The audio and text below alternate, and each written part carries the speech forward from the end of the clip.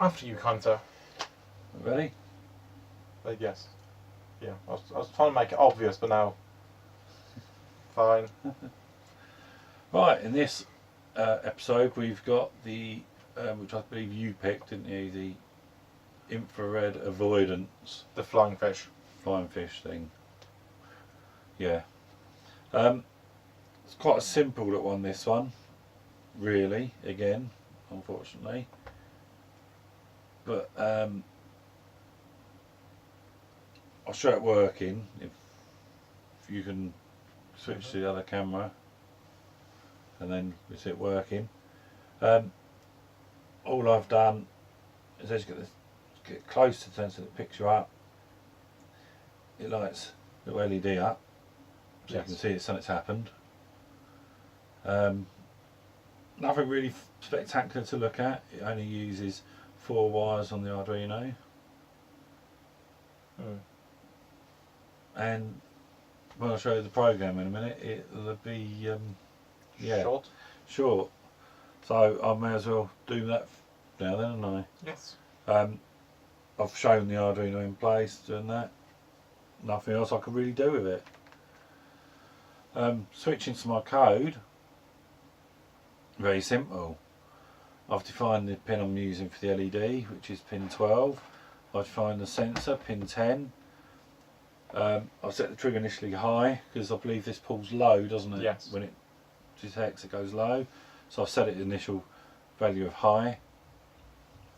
Don't really need to, but I've done that anyway. Then under the setup, I've just set the input and the outputs, or the output and the input in this case, the LED and the sensor. Then the loop, all it does is it just reads the trigger, see if it's been triggered. If it's been triggered, turns the LED high, i.e. on. If it hasn't been triggered, then it sends it low. I mean, that's it. I mean, that's such a short program. It's nothing. But you could really expand it, and the reason I call it avoidance, you could use it if you had that on a little radio controlled car. You could stop it, couldn't you? Yes. Nice and easy. And for some reason, my doesn't seem to want to stop recording. Right. Okay, so we're back with my one. Unfortunately, the reason we've done this is we have to take the LED out because I wasn't flashy enough to use it. And also we're doing it this way because our other modules haven't actually turned up. Yeah, we have brought them, but they're just not here yet. Hence why we're So cheating and using the same module. Well, it's not cheating, is it? It's just No. we're stuck with using the same module. now my one, on the other hand, if I just show you running first, on the camera, it still does all the same stuff, and well, nothing really happens. Whereas if I bring up the code shortly whilst I'm doing this, you can actually see it's just kind of saying collision imminent whenever my hand gets near. Basically, Whatever set distance. yeah. The distance is set by the little pot on it, isn't it? Yeah. I mean, I could change it. I could have made it for the flash LED, but mine was just doing it. I was doing it nice and quickly just to get it done, really. So we just stop that code and go to the actual code part of it. Really short. Ah, another short one. Yeah, we import the modules. We set up the endless loop. You've seen me use that exact line before. We set up a null variable that's purely because later on I use an if statement, and in that if statement, basically, as you can see, all it does is it just checks if the data pin is high or low. If it's high, then I've just got to use the null variable and just does nothing basically, i.e. I call it null. We set the data pin up, we removed that already on warning. We set the data pin as an input, and then yeah, we pretty much are just waiting for that to be triggered high, triggered low, and when it's triggered low, that's it, it's done. So yeah, really short code, really nothing to that at all. So I believe we're now on to the scoring, to which I have just quickly, I have worked out what went wrong with mine. Go ahead. Even though I used Control-Alt-S to stop my screen recording, Yes. it's decided on the Arduino Control-Alt-S is same as Control-S, and I'll save. Oh. Right. So scoring, yes, this is going to be the interesting one, isn't it? So at the moment, scores currently sit at 3-2, I believe. Yeah, just wait for the loading screen. Hey, there you go, 3-2 in your favour. Yeah. So as you can see, we actually have a proper scoreboard now. At last. Yes. So we can Ooh. actually now talk about it and then work out who won based on said scores. Yeah. So, as we'll do this, as you'll just explain it once, you don't have to keep explaining every time. It's Arduino versus Pi, so we're going to talk about the Arduino first, then the Pi afterwards. So, style. Go ahead. I know. Well, style-wise... Well, style, I suppose, really you're going to have to do mine and I'll have to do yours. Very true. Well, you had an LED even though you didn't need it, but it's an LED that shows data input. And so as data output actually. Well, it was input output. It's an input output. But anyway, it's output regardless, from the module and output from the out in out. So regardless, basically with scoring, we've sat down and we talked about before the episode, and as of such, we decided you got the point.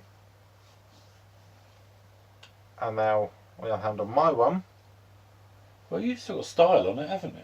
Really? I mean, yours has got a screen output. Mine does what the Tesla originally didn't do. You know, so it does actually output. Whereas I decided, I mean, I could have used a serial monitor. Yeah. But I decided I'd rather have a hardware version of a visual. Yes. Representation. So in that case, and I think we are in agreement that they are both some form of style. Yeah, both got some so form of on style, that, haven't they? We both get a point. Length of code was the interesting one. Yeah, we did actually count our length of code, and we honestly haven't mucked around with this. No. And our quick thing to mention, it does not include any lines that just have curly braces. Or completely blank. Or comments. Comment line. Purely because them lines don't actually do anything, and with the curly braces you could then just pull it into one line because you don't actually have to have it on a separate line. Like on mine, when I looked at mine, straight after the void loop I had a curly brace. Yeah. That curly brace could actually be put on the void loop line. Yes. And it wouldn't make a difference. I could have actually pulled up the trigger line, trigger equals line, and the if trigger line, and I could effectively just stuff the whole lot on one big long line. Yes. It would look like garbage, but it would actually technically be one line. So actually what I might do at this point is, if you look on your screen, you should actually see both codes side by side for this. To which what you'll notice is that they are both exactly 12 lines of code. So as of such, as no one person's code was shorter than the other, neither of us got a point. Functionality, this is quite an easy category. This is basically, can you use the module to its full extent? Yes. Can I? Yeah. Yes. So we both got a point. Very easy. I mean, all it is basically a fixed length. Yes. Distance monitor, isn't it? Yeah. Final category, ease of use. Now this category is a little bit harder to judge on in some cases. So we're not talking about our code, unlike with style and length of code. So basically what we have 2 ones which are about how we wrote it, and then 2 ones in terms of how if the module works with the said system. So functionality, can the Pi use it, can the Arduino use it? Ease of use is how easy is it to get that module to work on that system.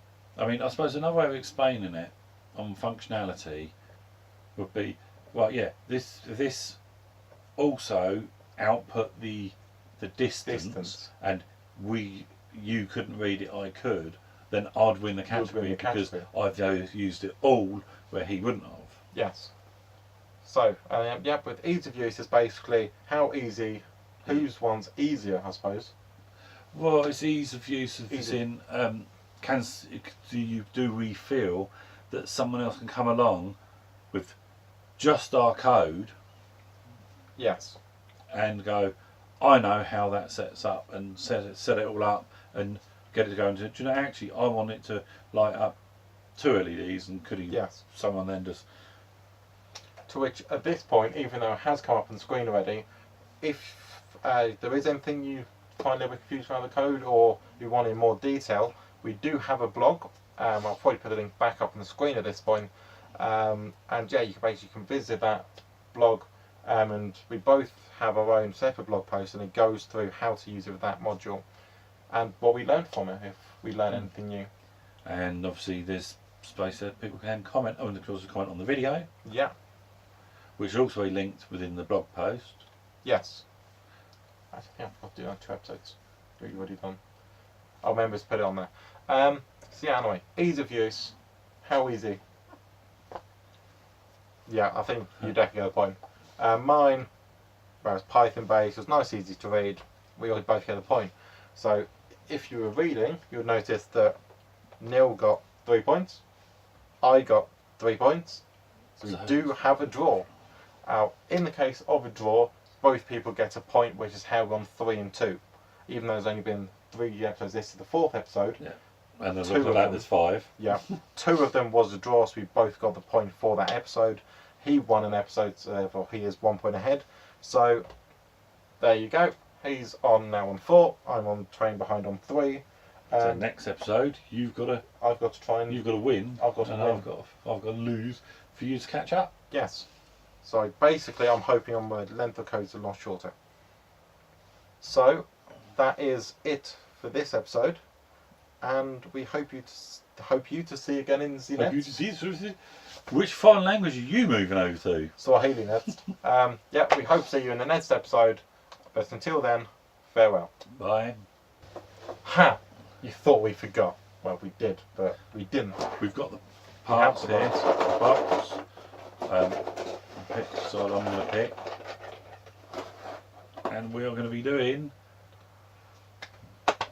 What do you reckon? What do you reckon? I don't know. The next time we're using a gas sensor. Yes. How? I believe it was. Yes, I believe so. It looks like gas sensors. We recorded one. Well, that's going to be fun, isn't it? Yeah. That's what we do next time. So this time we will actually see you in the next episode. Yeah. Ta-da.